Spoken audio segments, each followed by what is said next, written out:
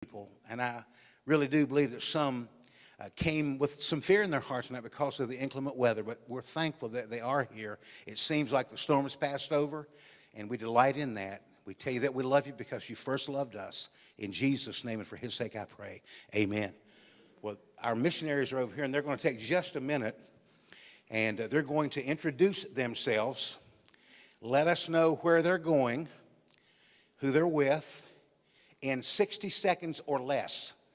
And they're going to share some practical need with us that we can help them with. I told them you may need an airplane. You can ask for one. You may not get it. A car, a little shaky also. But maybe a little bit low there. Every year we're able to help just so many of our friends that come through. I know we're going to be able to do that tonight. Thank you so much, Pastor. It's a blessing to be with you all tonight. We're Canon and Nancy Bloom, church planting missionaries to the country of China out of Vision Baptist Church. And today's a special day for us. It's our 4th anniversary. But it's not what you think. It's our 4-month anniversary, not 4 years. So excited about what God's done in our life. We got married back in October and excited about serving the Lord in the country of China. Practical need you could pray for us or consider is in China, when we go to do language school, we'll have to pay all of our tuition up front, an upfront cost. So that would be a practical need you can consider tonight. Thank you all so much. It's a blessing to be here.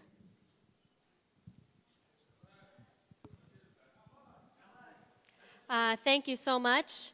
My name is Akeen. This is my wife, Snowy Devkota.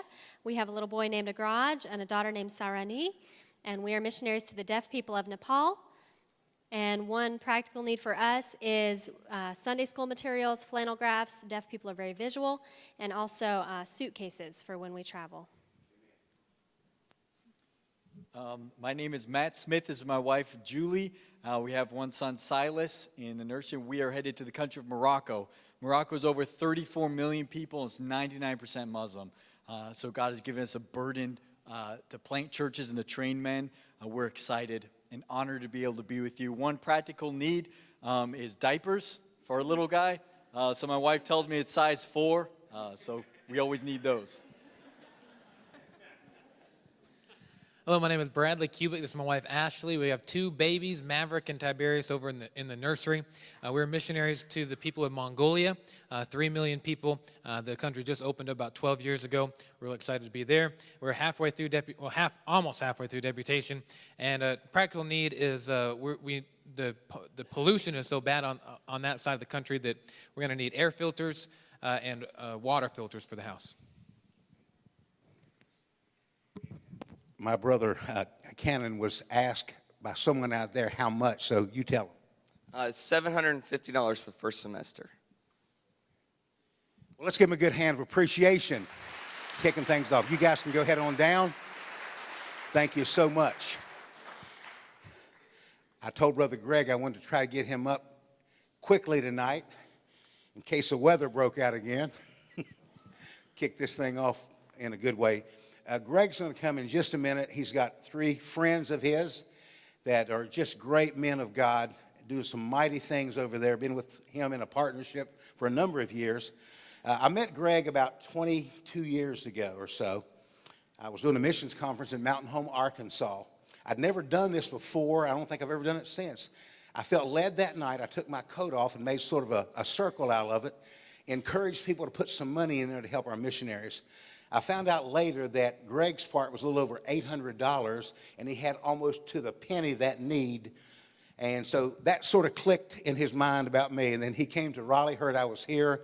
We reconnected probably 21, 22 years ago here, and been partnering together, doing some pretty crazy things ever since. I love Greg. I love his passion, his enthusiasm, his vision. I mean, he's on the other side of the edge. he's on the bloody side of the edge, of the cutting edge. And just, I'll let him tell you some things that he's into right now, but it thrills my heart. Greg's got a BA in Biblical Studies, an MBA, and a PhD in Communications and Leadership. He's a second-generation missionary in the Philippines and grew up there, learned the language. He speaks Tagalog like these guys do, and just masterful. To hear somebody do what he does and see God use him that way. He has 6 children, a beautiful wife. And I want you to come out, if you would now, Brother Greg. Greg is He's the head of his Bible college over there, about 1,500 students now. They have Youth Jam, Hoop Heaven, Mega City Community Development Center, et cetera, et cetera, et cetera. And God is using him in a powerful way, president of Global Surge, and he's got some men with him that you want to hear about tonight. Brother Greg. Man, I'm tired after hearing all that, you know. But God has just unfolded so many things in our ministry in Metro Manila, and I'm so blessed to reconnect with those folks that have come over, and all the policemen and the law enforcement, and then we had the privilege of having Becca Champion over, and we've never been the same since she's been over.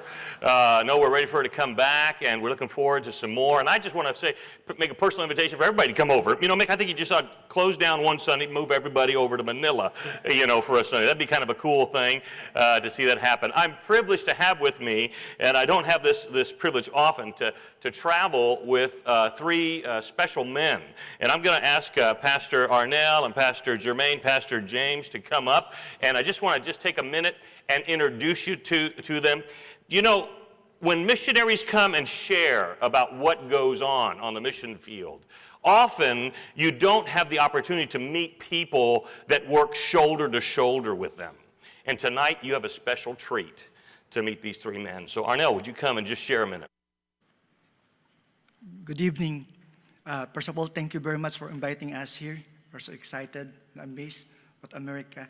And then for me, I'm Arnel Cruz. We have two sons, Nicholas and Ralph Gijan, 13 and 15, and Lisa, my wife. And I'm really blessed because I'm the part of the Global Church, one of the Filipino pastor. But after that, 3 years ago, that we are attendance of 35 children, adults, and parents and young people. But after 3 years, now we have 279 when the part of the Global Church. And also I'm one of the dean. And also one of the dean of our BBCA. And we have 95 students. It's a blessing to become a part of the Global Church. And be a blessing to become, it's a blessing also for helping us and your prayer. Good evening. I'm Jermaine. I'm a church planter from Metro Manila. I pastor a church, a 5-year-old church, and our church has 250 people attending. And our church also hosts a campus of Baptist Bible College Asia. This year will be our first graduating class. And it's a blessing because, this year we are sending our first missionary out from our church. And we're just so glad to be here. Thank you for inviting us over. And we're enjoying Raleigh is our favorite place.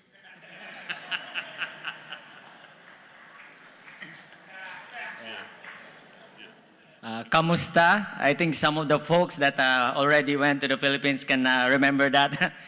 Greetings. So, and in behalf of Community Baptist Church Pasig, greetings to all of you. It's a blessing to be here and especially see folks, great people that have been in the Philippines and has helped us open doors in reaching more people in a city. Of course, we're in Metro Manila, part of Metro Manila that runs around 30 million. Our community alone is almost 1 million. And it's a blessing to be in a church, pastoring at Community Baptist Church, reaching out to that community. And just last January 21st, we were able to bring more than thousands of young people just alone from Pasig. 974 got saved, and we had to baptize 245 the next day. And so just want to thank you all and continue to pray for the ministry in Manila and particularly also in Pasig. Thank you. Thank you. Well, I've been looking forward to this opportunity to come and share again. I've been here before and look forward, always love coming to Faith Baptist Church. And I'll tell you one of the reasons why I love it, it's because of your passion for missions. And can I say this, that the kind of passion that I see here at Faith Baptist Church is an uncommon passion. Not every church has a missions conference. Let me just tell you that.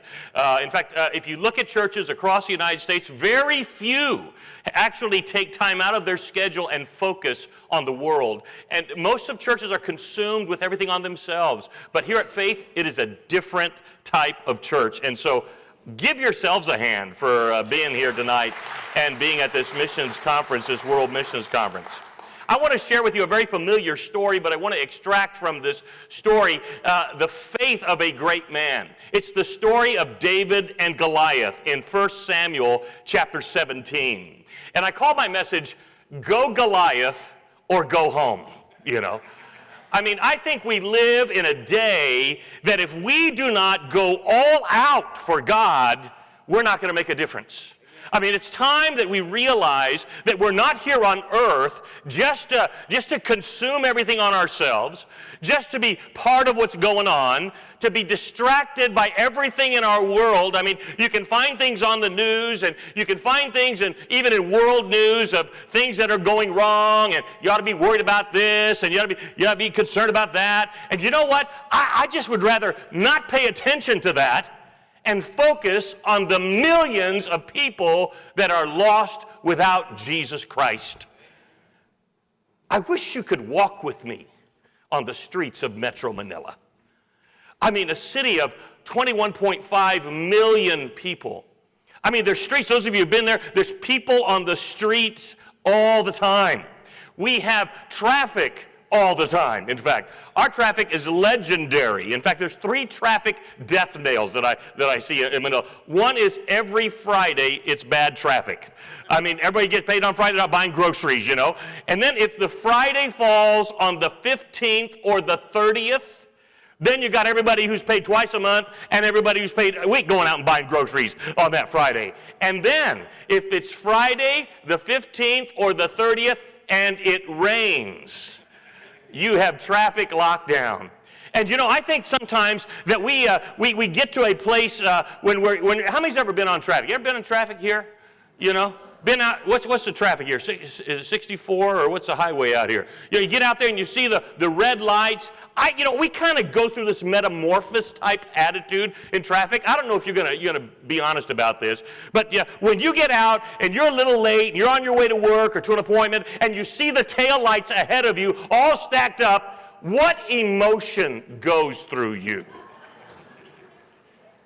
You know, you get this, you're frustrated, you start looking at your watch, you're not supposed to be looking at your cell phone, but you're looking at your cell phone, you're thinking, how do I get around here? And you get all this frustration. How many's ever been that way? Raise your hand. Now remember, you're in church, nobody lying here, okay? And then you remember you're a Christian. You turn on the radio, you listen to the music, you remember the platitudes, God will make a way, He parted the Red Sea for the children of Israel, please part the traffic for me. These kind of things that and you start thinking, and then the traffic still doesn't move. Isn't that right? You've been there?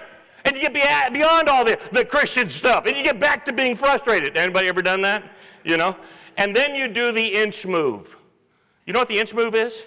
You inch this way, you inch that way, as if that's going to speed you up. You're trying to look around the cars, you can't figure. And then you want to feel some compassion, and so, it might be an accident up there. Oh man, I hope nobody's hurt.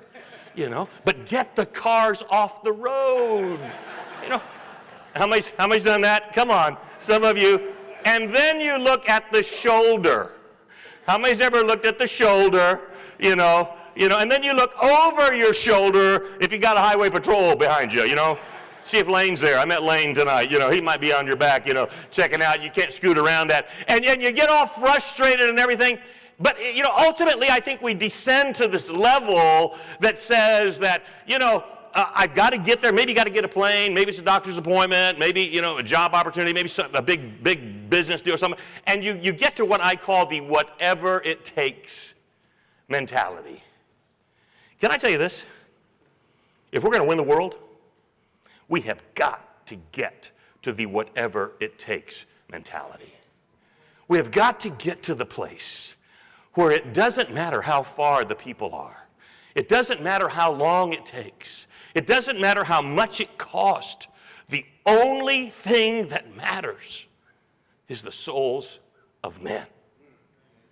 And what we do tonight and throughout this week, and what commitments that you will make tonight and throughout this week will determine, and this is real, will determine the fate of millions of souls.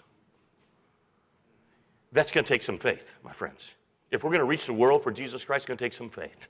You know the story, 1 Samuel chapter 17. And I'm not going to take time to read the entire story. You know it. I mean, David, came to see his brothers, and his dad gave him some roasted corn and some bread. And by the way, if you read the passage, he also sent a little gift to the captain of his sons. That's always a good deal. You know, send a little gift to the boss man, because he's going to assign your sons on which part of the battle, make sure he's got some extra cheese, going there. And then he sent his brother, and he goes up there, and you know the story. The Israel army was arrayed on one side of this great hill, and the Philistine army was on the other side, and the battle, they came out every day. They were there for days and days and days waiting to get going and fighting and different things. And finally, Goliath, the giant, comes out and he says, "We don't need to fight, just send somebody to fight me."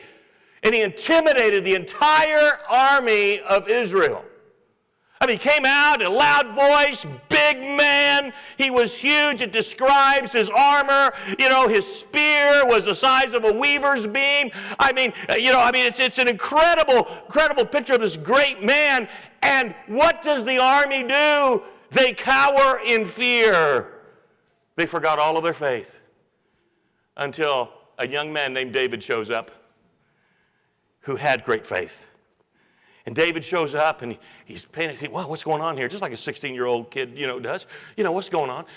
And he sees everybody in line. He's enamored with the armies and whatnot. And then all of a sudden, everybody got lined up for the battle. And he went up to the line, left his cart with a supply guy, and he went up to the line, and he heard the challenge of Goliath.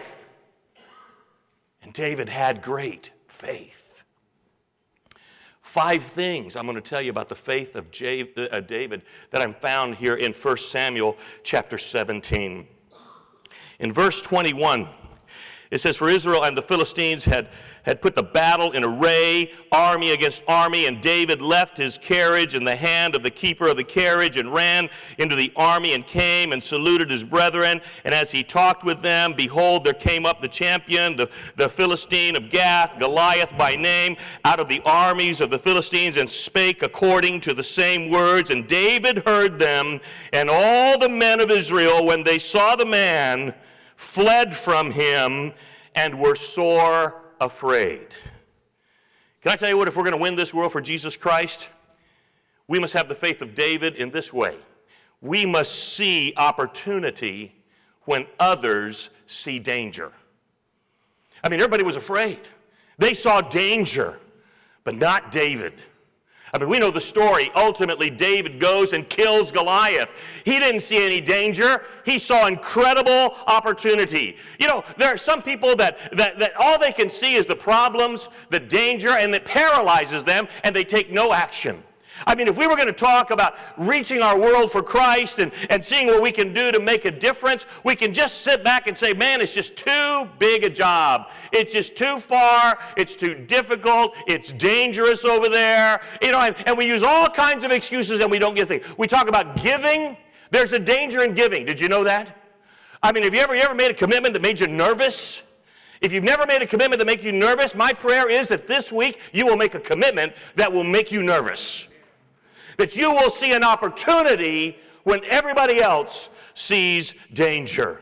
Deuteronomy 20 and verse 1 says, "When thou goest out to the battle against thine enemies, and seest horses and chariots and a people more than thou, be not afraid of them, for the Lord thy God is with thee, which brought thee up out of the land of Egypt." Our work in Manila, I've talked about it before, about how that we were reaching into the Rizal High School, and we are in an inner city situation in Metro Manila, and when I would prayer walk that area at Rizal High School, I would see the gang kids that would come out of the high school, and they would go across the street, and they would go into the bars and the crack houses, and they would start doing things that would just destroy them, and nobody wanted these guys. They were dangerous. I tell you what, I thank the Lord that God opened my eyes to see the opportunity. You know what? I like gang guys. I like gang leaders.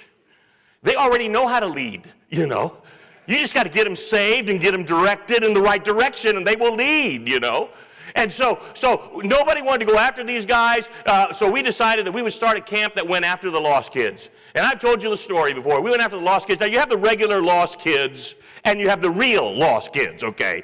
The real lost kids are the kids that come from the rough part of town. The real lost kids, they came down, sat beside you, you'd scoot over or move your purse, to the other side of the chair. You were worried about those kind of kids. But nobody loved these kids.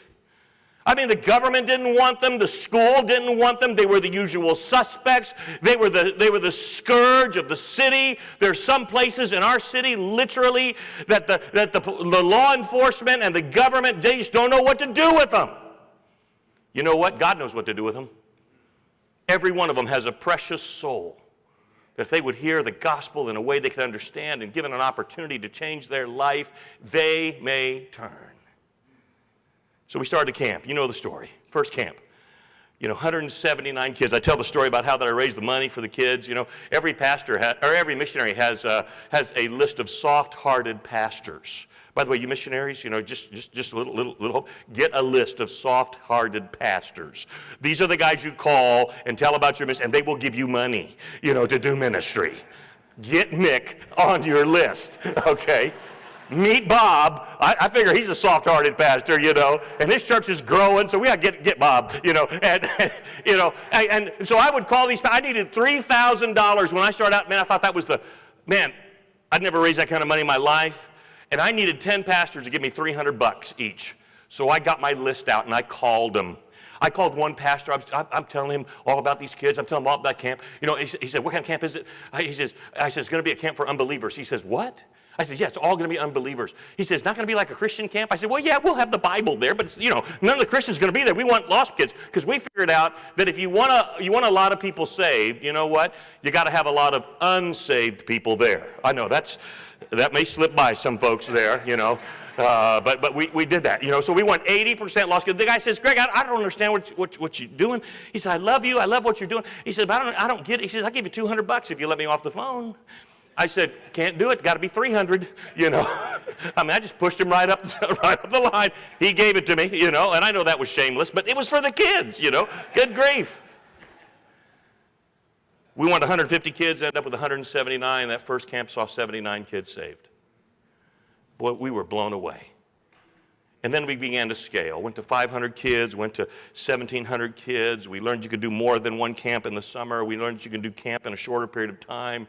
And I'll be showing a video on Sunday morning, if you're back on that, about the camp report. But this past year, 2015, we took 110,209 kids to camp and saw 49,085 get saved. Can you imagine that? And by the way, Faith Baptist, you had a part in every one of them.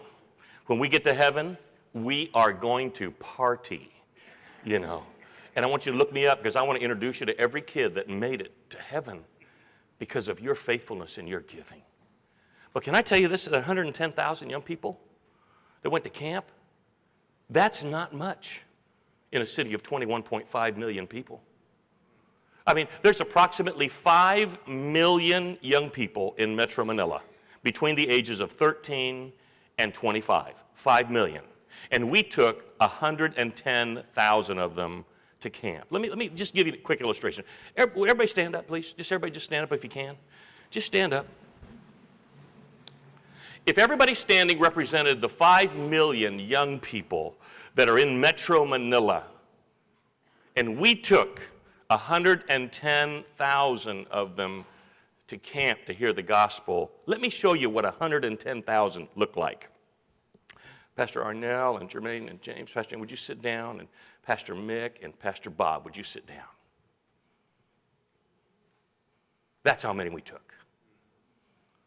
If you were in Metro Manila and you were a young person, you had that chance where you're standing of not hearing the gospel. And so you know what? We've got to do 150,000 next year, this year, 2016, because I am unwilling to leave the young people without the gospel. Thank you. You may be seated. When we must see opportunity when others see danger. Secondly, you know, when David went up there and he heard about Goliath and he began to ask the questions, then you know what? His older brother Eliab decides to shut down what he was saying. And in 1 Samuel chapter 17 and verse 28, Eliab says this to him, and Eliab his eldest brother heard when he spake unto the men, and Eliab's anger was kindled against David, and he said, Why camest thou down hither? With whom hast thou left those few sheep in the wilderness? I know thy pride and the naughtiness of thine heart. Boy, that's cold, you know. That's the older brother coming down on the younger brother. For thou art come down that thou mightest just see the battle. And so, you know, when you start doing something for God, people are going to tell you it can't be done. And so you want to have the faith of David, you need to be strong when others say it can't be done. I mean, a lot of people have told us you can't do it. A lot of people have said that you're not going to be successful. You've got to look beyond that. When you're looking about giving, you're thinking about what you're going to give. And I'm assuming that if you're here on a Wednesday night at this banquet in the middle of a tornado warning, you know, or you know, that you're serious about it. And maybe God has put it in your heart to step it up this year. And and you begin to share with somebody and they say, you're going to give what to that church? Are you nuts? You know, we're going to change presidents soon, and the economy may go the wrong way. You know, property values may tank again. You know, they got all kinds of stuff that would tell you that it's not going to work. And you know, and you say you got to worry about your retirement, got to worry about your kids, got to worry about everything. You know what? You know, there's plenty of people that will tell you no, you can't do something when God is saying go do it. Amen. David faced that. People around you will discourage you. Some people are excellent. Their major skill in life is to see the bad in every situation, you know. You know, they see a rose, they think about the thorn, you know. I mean, I'm looking for people that see the thorns and think, where's the rose? It's coming. Sure enough, you know, there's plenty of thorns around here, you know. I mean, David was that kind of a person. You know, when we did our camps in Manila, we were approached by a guy from Pakistan, Pastor Irfan. And he came to me and he said, why don't you, he's heard about our camps, you know, some people think I'm very strategic. I'm not, I just follow open doors. And this guy shows up at our church in Manila and he says, hey, why don't you come and do some camps in Pakistan? Well, being the great spiritual guy that I am, I said, no way, you know. He goes, what do you mean no way? I said, man, I don't think it'd work over there, you know. I said, we work with Catholics over here, not Muslims. He says, no, it'll work over there. He says, oh, no. I said, no, I don't think it'll work over there. He says, no, it'll work over there. I said, no. He says, you're afraid. I said, I am not afraid, okay. Is it safe over there? Just checking, you know. He goes, why do you ask me this question? I said, well, I got to tell my wife something, you know. I mean, you know, throw the Luann under the bus, you know. And he says, well, I'm going to ask you a question. And I said, okay. He says, are you in God's will? Now, come on.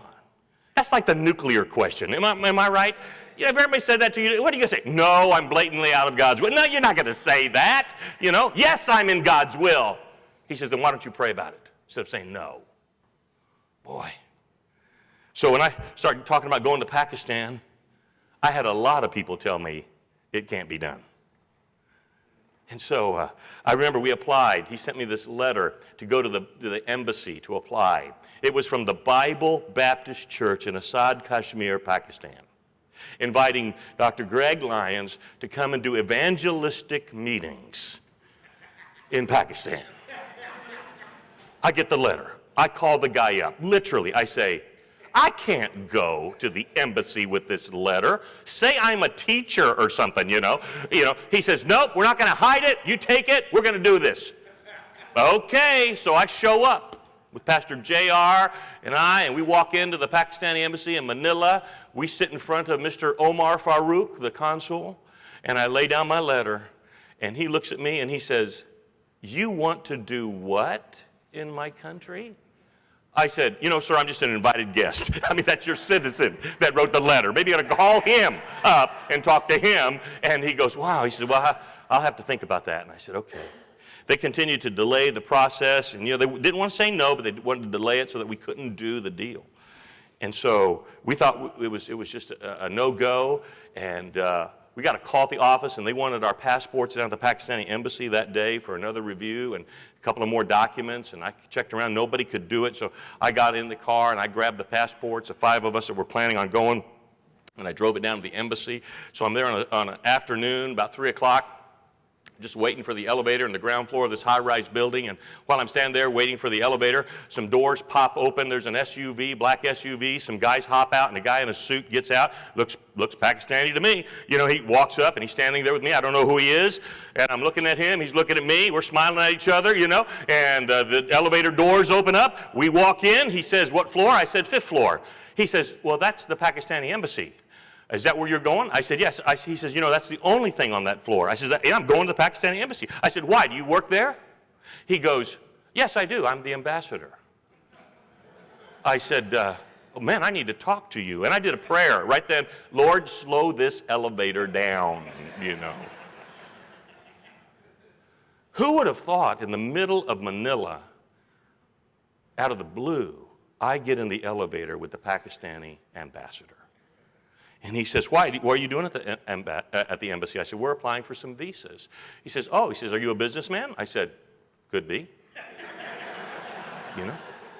I said, "I won't know." He said, "You're going to do business in Pakistan?" I said, "I won't know until I get there." You know? I just need the visas. He says, he says, "Well, how many of you are going?" 5 of us. He says, "Oh, are you the 5? You're the 5 guys that are applying for visas." And I said, "Yes, sir." I said, "We are." I said, "You know, we're not going to do anything wrong there. We're just going to help some young people. We're going to teach them moral values. We're going to help your country." And he said, "Well, I don't know. I'll have to think about it." I said, "That's fine." Walked to the desk, gave my passports, shook his hand, walked out. The next day, boom, 5 visas stamped into the passports. We got our passports. You know what it said in the passport? Missionary work. You're not supposed to do that. But we got that. You know why? Because, you know, when others say it can't be done, God says, "I'm going to do it." That's what he says, yes. So we went into Pakistan. Our Filipino friends, Pastor Jermaine's been in. Several of our other guys have been in there, and we started camps in Pakistan. First camp we had 879 kids, and we saw over 400 get saved in Pakistan. It's not supposed to be done in Pakistan. And we began to scale last year, 2015. God bless, we were able to take 30,000 young people to camp in Pakistan and saw over 16,000 make professions of faith in Jesus Christ. Praise the Lord for that, yes. Can I tell you, it wasn't Greg Lyons. It was God. You know, when God wants to do something, he will do it. You say, "Well, Greg, maybe that just happens to you." No.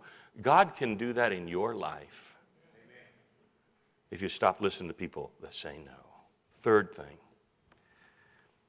Not only I must see opportunity when others see danger. Not only I must be strong when others say it can't be done. Third, I must trust God's reputation, not my ability.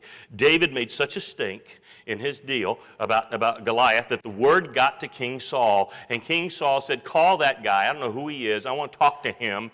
And so David goes in and talks to King Saul. In verse 32 to 37, I love this passage. It says, "And David said to Saul, 'Let no man's heart fail because of him. Thy servant will go and fight with this Philistine.' And Saul said to David, 'Thou art not able to go against this Philistine to fight with him, for thou art but a youth, and he a man of war from his youth.'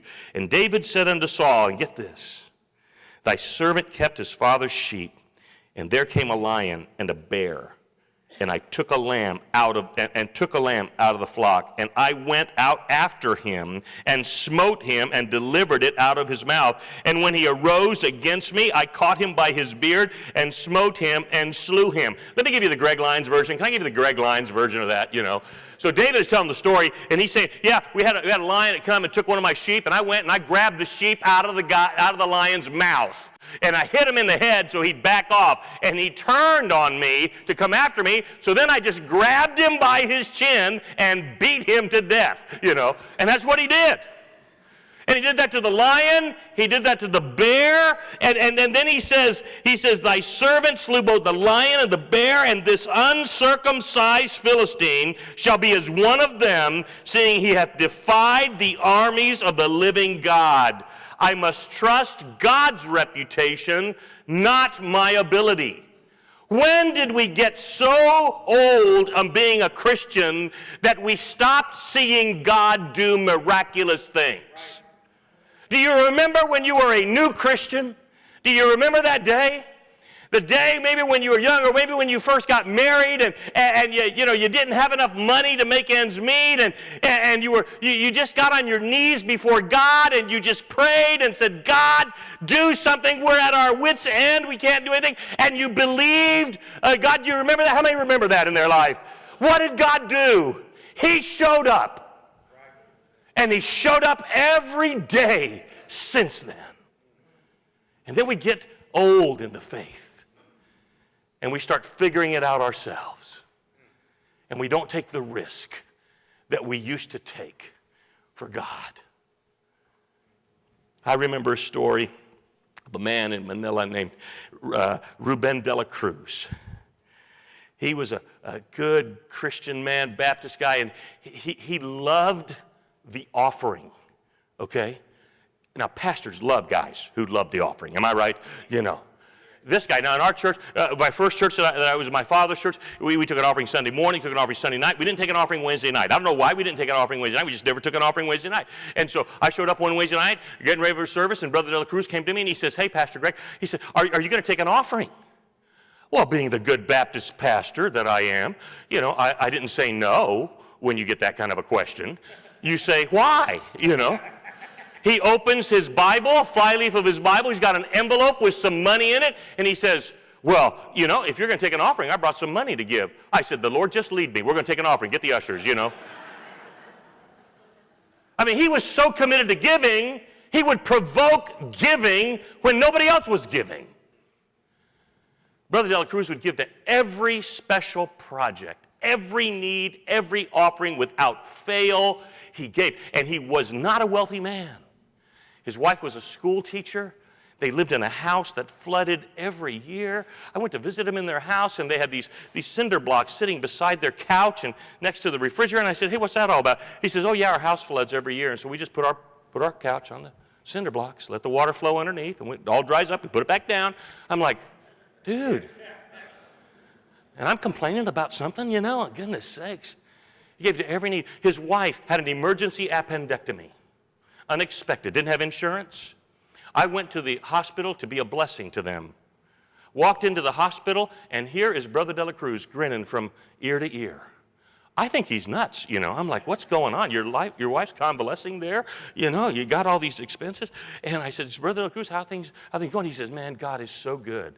I said, yeah, he is. What are you talking about? He said, man, Pastor Greg, God has blessed us. I said, what happened? He says, at the little grocery store we shop at, they had this little deal that you put your name and address on the back of the receipt and you put it in a bowl, and every so often they pull out the bowl. He says, we just got a call. He said, they just drew our name out of the bowl. We got a brand new refrigerator. It's being delivered while my wife's in the hospital. God blessed him. I asked Brother De La Cruz.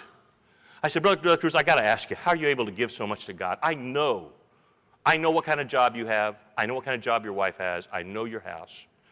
You do not have money. How are you able to give so much to God? And he tells me this. I don't know where he got it. He might have made it up. He might have heard it on the radio. I don't know. But it really got me. He says, well, when I just believe this, that when you get saved, God gives you this great big barrel. And he starts filling it up with blessings. He says, after a while, the barrel gets full. And God can't put any more blessings in. So you know what you got to do? You got to take the blessings out of the barrel and give them away.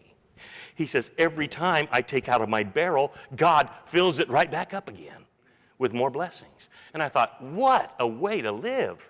We live the other way, am I right? Get all you can all you get, sit on the can. Just hoard it, keep it, And he's like, I need to get more of this out of my barrel because I want to keep seeing God moving. Can I just say this? There might be some of us in this room that you don't see the hand of God move like he did because the barrel's full. And you're trusting the barrel, you're not trusting God. This is the time. This is the time to take out of the barrel. David trusted God's reputation. You hear the story? He said, God delivered me from the lion and the bear. If God can do that, don't you think he can deliver me from this Philistine? I don't care how big he is. If we would reflect, do you remember the times when God delivered you from a problem? It's time to take another risk. Let me just be so bold. Why not make this year the year that you give more than you've ever given? Why not this year you pray to ask God, God, bless me so much that I could write a $1,000 check when a missionary says a need, the needs that were mentioned here, knock them out tonight, maybe God bless you, give $5,000. I don't know what God's going to do, but why don't we stretch our faith again and remember God's reputation? I promise you, God has never left you in the past. He's never going to leave you in the future. Hang with him. Do more, and you will see God do great things. A quick little story just happened to us just yesterday. We showed up here. We need to do some laundry. So, we're looking for a little laundry mat here in town, and couldn't find one, found one, went in there, said, hey, can you do our laundry? No, you got to do it yourself. Well, we didn't have time to do it ourselves. And so I was with Matt Pettit, and he pulls up Siri. Siri knows everything, and says he Siri's, Googles, I don't know what he does. I don't know how to use Siri. It's on my phone, but I don't know how to use it yet.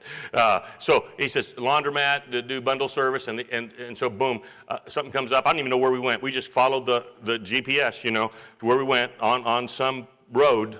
I can't even remember the name of the road, Church Street or Highland Park or something like that. And we showed up. We walked into this laundromat. You know who's in there? A Korean couple. They own this laundromat. And they say, what are you doing here? Well, we're missionaries here. Oh, you're missionaries? Yeah. Why? We like that. Well, why? Are you Christians? Yes, we're very much Christians. That's what they said. I said, that's great. So they took our laundry. When do you want it? Well, we'll try to can we come back tomorrow? Yeah, you can come back tomorrow. So this morning I got up 7 o'clock, drove out there to pick up the laundry, showed up. I got my money ready to pay and walked in. And the lady's name is Grace, by the way. Grace. Walk in, pick up my laundry, and I start to pay her. She says, no charge. I said, no, I'm going to pay you. She says, no charge. No charge. And then she whips out an envelope with a $100 bill in it. And she says, for the missionaries. You know what the moral of that story is? Go do your laundry. Dude, you never know. Yeah, get serious, figure out, I thought, I couldn't believe it. We were talking about Sunday morning. We were in a church in Chicago, and the pastor took a special offering, and he said this offering is going to go to the missionaries. There were several missionaries there. All 4 of us whipped out money out of our pocket. And they didn't want to give us the plate. Isn't that right? They walked. We had to call them back. No. Let me just tell you, some missionaries have money to give, and even if not, they give a lot because they know that they're trusting God, so don't miss the missionaries on the offering, okay? You never know what might happen. And we gave that. You know what? God blessed us more than we could imagine simply because we trusted him. Fourthly, I'll be quick here. I must move with God's plans, not my plans. Or could I say it this way? I must move with God's plans, not my manipulation. Now that gets it, isn't that right? You ever tried to manipulate this thing? This is grace giving. You can't manipulate it. You're not supposed to manipulate it.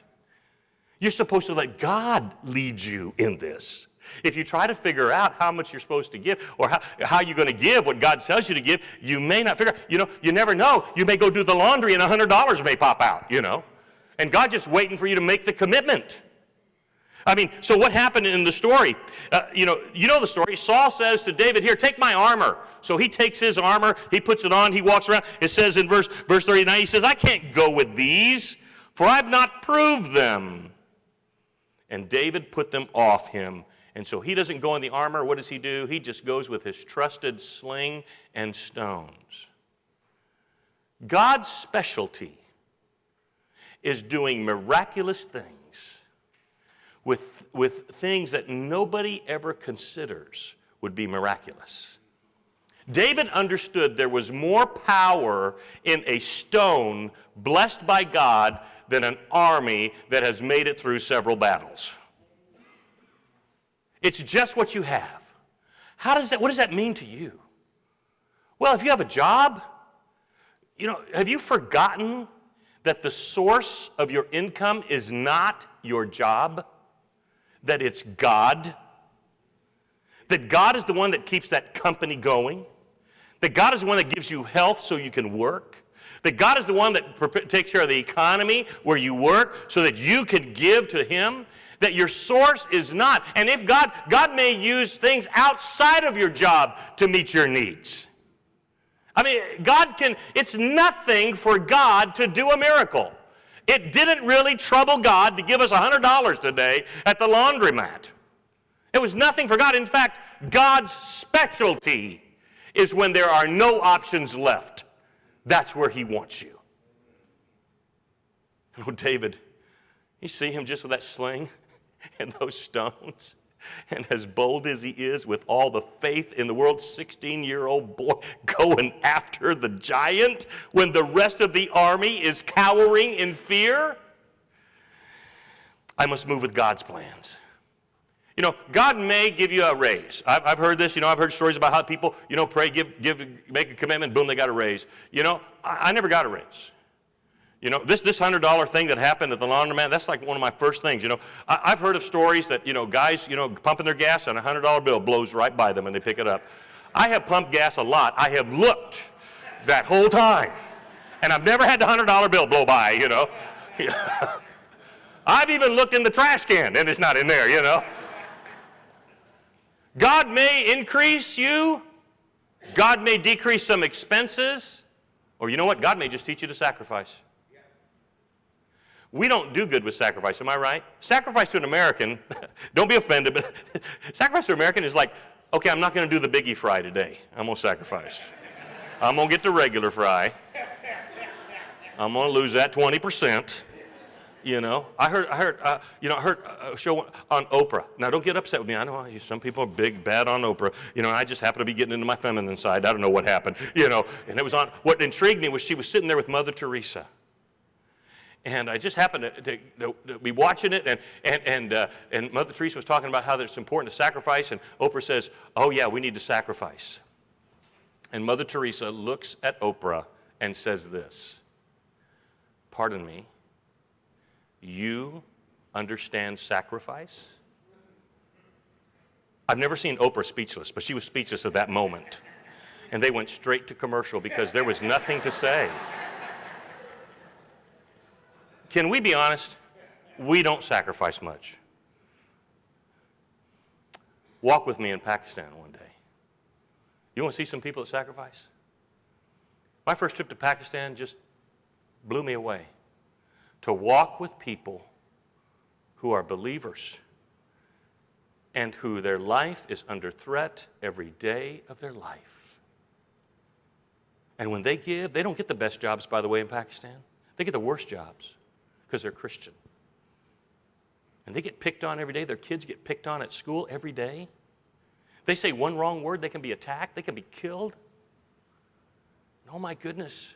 And I walked with them and I thought, my Christianity, my sacrifice, I'm embarrassed at my level. I must move with God's plans, not my plans. And then lastly, I must keep moving when the battle is hot. I love this phrase in 1 Samuel 17, in verse 48. First of all, Goliath curses David, calls him a dog, and says, I'm going to kill you and feed you to the birds of the air and the beasts. And David looks at him and says, I know this is Greg's version. Don't get all uptight with me. He says, not today. No, because my God is going to show you who the real God is today. And it says in verse 48, the last half of the verse, that David hasted and ran toward the army to meet the Philistine. Dude, when the battle got hot, he didn't back down. He ran at the enemy with his sling and threw it and killed Goliath. Oh, I love it. I love it. When the battle is hot, he keeps moving. Well, I've got some news for you. Global Surge has bought a Buddhist school. Don't get all upset. We're not going Buddhist. Let me tell you the story. We sent a team into Cambodia last year, and we were looking for a school platform to start a special education school, because we already have that in Manila. We have 2 church plants in Phnom Penh, Cambodia. We're getting ready to build out some more, and we thought, man, could we go in with this and supplement what we're doing? Our team was there. They were there for over a week. They were there, kept looking at places, couldn't find anything. 2 days before they leave, they get approached by a Buddhist guy who owns a school, an English school. And he finds out why they're there, and he says, buy my school. I was just diagnosed with cancer. I've got to give it up. I need the money to go get treatment. Buy my school. They said, we're Christian. He says, I don't care. Buy my school. So they call me up. Pastor Greg, we got this school. You want to buy a Buddhist school?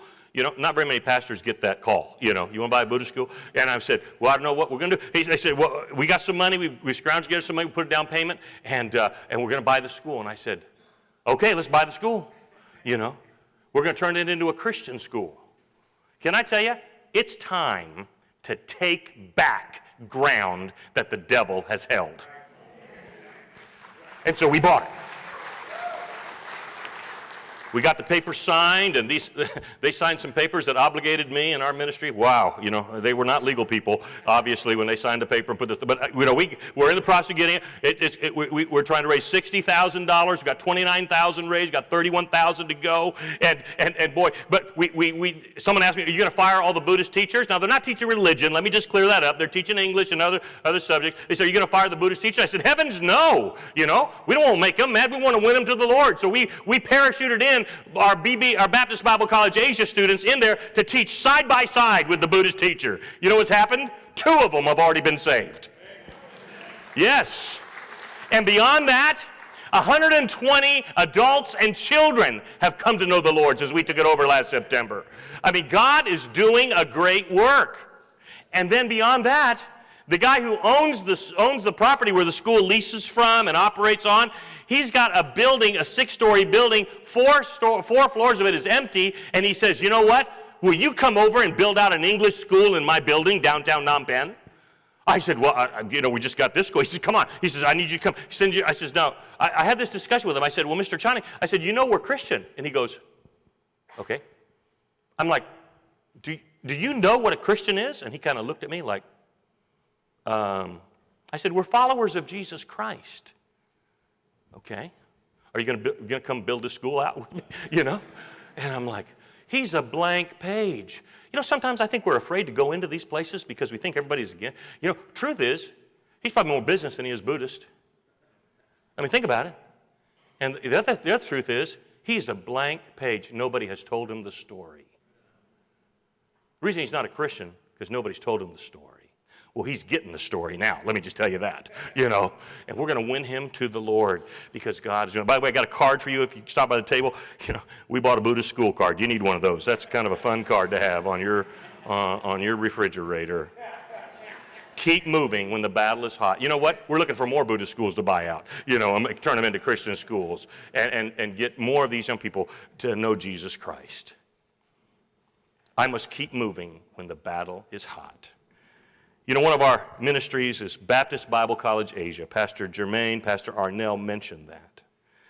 Baptist Bible College Asia, we started it out of necessity. We started out of necessity because we had too many young people saved, too many young people getting called to ministry, and we needed to get a college to help train them. Because if you don't train the workers in that country or the leaders, the next generation leaders, you will crash and burn. And so we said, we've got to do this. So we started with 6 students 15 years ago, and God has blessed. God has continued to grow the school. Baptist Bible College Asia has grown to over 1,500 students right now. And we're going to, our vision for Baptist Bible College Asia is to train so many pastors and so many missionaries and so many church workers that we cannot accommodate them in the Philippines. That we've filled up every church need, we planted every church that we can plant, and that we have enough leaders that we can overflow and send some to other countries. That's our vision. And we're going to do it. We're sending them into Cambodia already. Jermaine mentioned that his, one of the students is graduating. He's going to go to Cambodia in March and start to work over there. God is blessing. I tell you what, and by the way, Faith Baptist Church has taken on Baptist Bible College Asia as one of your projects. God bless you for that. And what I have for you, and I'm going to end with this video, the video about our Bible college, just a taste of what God is doing. If you take anything away from this message tonight, this is what I want you to take away. Take away that it's time to do more for God. It's time to commit more. It's time to give your life. And by the way, I'm on the hunt for the next missionary. And I believe there's one in this room. I don't know who it is, but I'm after you, And if I find you, I'm going to give you the best infomercial I can, Make sure you have a passport and get over to the Philippines. Just one-way ticket, that's all you need, and we'll do that. God is raising up an army in the Philippines. God would not be seeing so many people saved in the Philippines and seeing so many students training for ministry in the Philippines if he didn't have a greater plan. And you know what the greater plan is? We're going to take the world with the gospel of Jesus Christ. And it's going to happen. And your investment is making a difference. Could we play the video?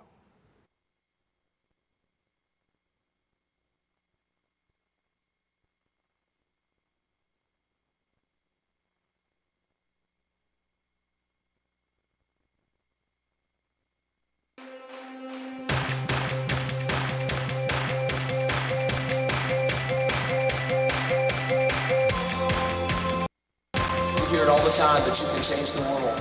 I think a lot of times we say it, but we really don't believe it. Do you really believe you can change the world? Yes or no? Then do it. Do it. Go do it.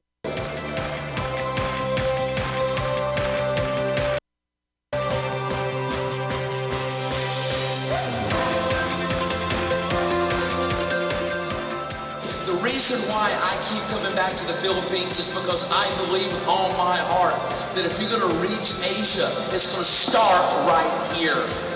It's going to start with you.